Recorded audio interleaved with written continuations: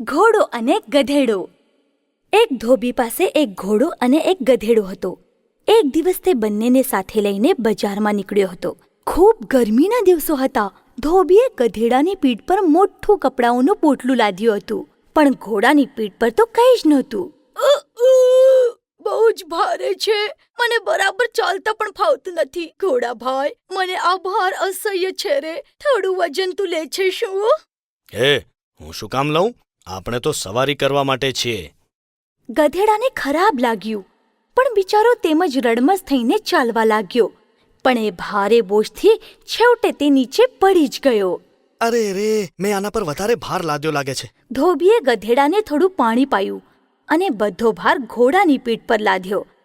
બોજો ખરેખર ખૂબ ભારે હતો. મારે ગધેડાની વાત માનીને એનો અડધો બોજો લઈ લેવો જોઈતો હતો.